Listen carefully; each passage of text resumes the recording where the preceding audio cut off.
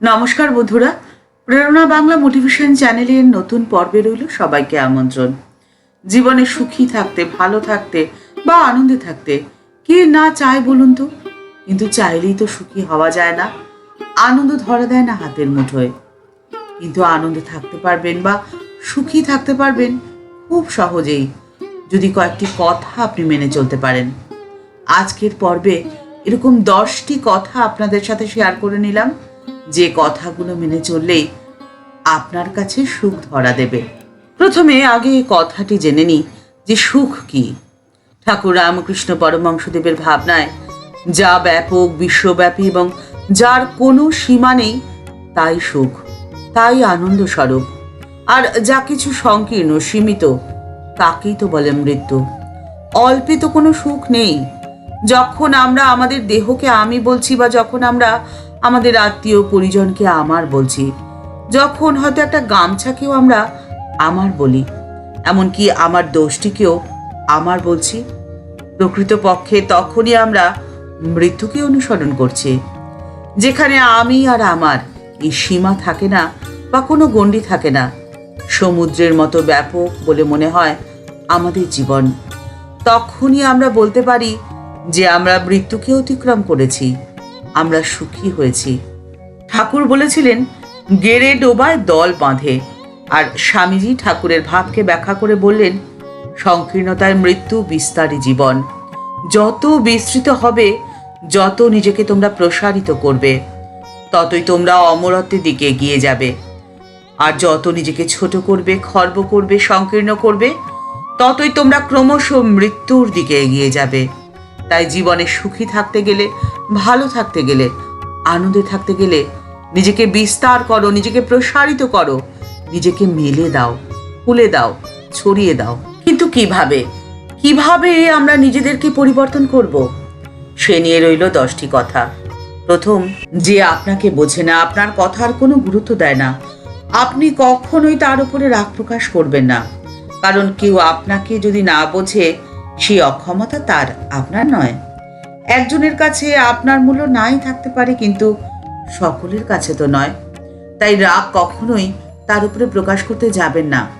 কারণ রাগ হলো সব থেকে ভয়ঙ্কর রিপু, যে আপনাকে তিলে তিলে দগ্ধ করে দেয়, কেড়ে নেয় আপনার জীবনের সমস্ত সুখ, সমস্ত ভালো থাকা, সমস্ত আনন্দকে। দ্বিতীয় কথা হলো, আপনি কখনোই সন্দেহপ্রবণ মানুষের মন পরিবর্তন করতে পারবেন না, এ অসম্ভব। আর সেই জন্যই সেই চেষ্টা কখনোই আপনি করবেন না। তার পরিবর্তে তাদেরকে এড়িয়ে চলুন।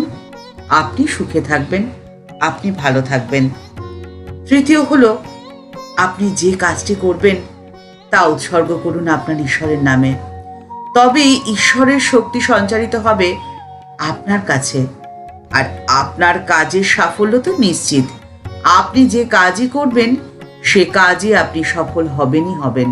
আর জীবনের সফলতা তো জীবনে সুখী হওয়ার প্রধান ধাপ, তাই নয় কি?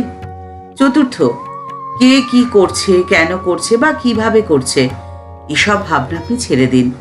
এসব থেকে আপনি যত দূরে থাকবেন, আপনি ততই ভালো থাকবেন, ততই সুখে থাকবেন।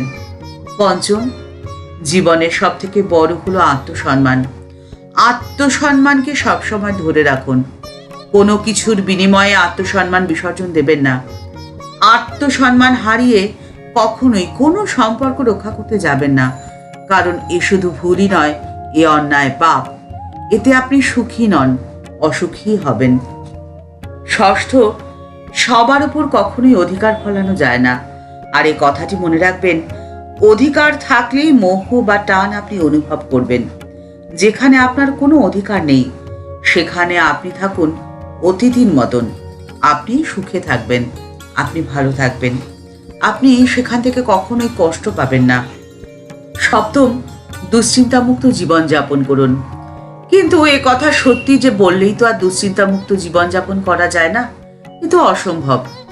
কিন্তু বাস্তব কথাটি হলো, যা হওয়ার থাকে তা তো হবেই, আর যা হওয়ার নয় তা কখনোই হবে না।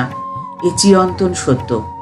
এই সত্যের ওপর বিশ্বাস রাখুন, মনে দৃঢ়তা রাখুন, তাহলে আপনি সবসময় দুশ্চিন্তা মুক্ত থাকবেন। অষ্টম, অন্যেরা আপনাকে নিয়ে কি ভাবছে সে ভাবনা আপনি ছেড়ে দিন, আপনি ভাবুন আপনাকে নিয়ে। পরিবর্তন সবকিছুরই প্রয়োজন, বদল দরকার। আপনি এটা ভাবুন তো যে আপনার কোন জিনিসটি যদি আপনি বদলে ফেলেন তাহলে আপনি হবেন সবার থেকে সেরা, সবার থেকে আলাদা। কারণ অন্য কেউ আপনাকে কখনোই বদলাতে পারবে না যতক্ষণ না আপনি নিজেকে না বদলাতে চান। তাই নিজের পরিবর্তন করুন নিজেই, সেদিকে মনোনিবেশ করুন। আপনি সুখী থাকবেন, আপনি ভালো থাকবেন। নবম, আমরা জন্ম মৃত্যুর আবর্তে যেন চাকার মতো ঘুরতে থাকি। যার মন শুদ্ধ, যে অন্যের দুঃখে কষ্টে কেঁদে ওঠে, সেই মানুষই জন্ম মৃত্যুর চক্র থেকে মুক্ত হয়ে যায়, তাকে আর জন্ম নিতে হয় না। আর দশম কথাটি হলো, কঠিন বাস্তবতাকে মেনে নিতে হয়, তাহলে সুখী থাকা যায়। কঠিন বাস্তবতা হলো জীবনে খারাপ সময় আসবেই, চেনা মুখ ক্রমশ যেন অচেনা হয়ে যাবে। বিশ্বাস করে হয়তো আপনি ঠকে যাবেন, মানুষকে ভালোবেসে হয়তো আপনি আঘাত পাবেন। আপনাকে সেসব হয় মেনে নিতে হবে, না হয় মানিয়ে নিতে হবে। আপনি যদি মেনে নিতে পারেন বা মানিয়ে নিতে পারেন, তাহলেই আপনি জীবনে সুখী থাকবেন, ভালো থাকবেন, আনন্দে থাকবেন। ঠাকুরমা ও স্বামীজির ভাব ও আদর্শ অনুসরণ করে আমরা যেন আমাদের জীবনকে পরিপূর্ণ করে তুলতে পারি, আমরা যেন নিজেদের জীবনের আনন্দকে খুঁজে নিতে পারি। ঠাকুরের কাছে এই প্রার্থনা করে আজকের পর্ব এখানেই শেষ করলাম। দেখা হচ্ছে পরের পর্বে। ভিডিওটি যদি ভালো লেগে থাকে তাহলে তা শেয়ার করার অনুরোধ করছি। আর আমাদের এই চ্যানেলটি ভালোবেসে যারা আমাদের পরিবারের সদস্য হয়ে গেছেন তাদের প্রত্যেকের প্রতি রইল ভালোবাসা, শ্রদ্ধা ও প্রণাম। আর যারা এখনও এই চ্যানেলটি সাবস্ক্রাইব করেননি তাদের কাছে বিনীত অনুরোধ রইল চ্যানেলটি সাবস্ক্রাইব করে বেল বাটনটা ক্লিক করে দিয়ে অল বাটনটিতে ক্লিক করে দেওয়ার জন্য। তাহলে এই চ্যানেলে ভিডিও আপলোড হওয়ার সাথে সাথেই আপনার কাছে নোটিফিকেশন চলে যাবে। সবাই ভালো থাকবেন, সুস্থ থাকবেন। নমস্কার।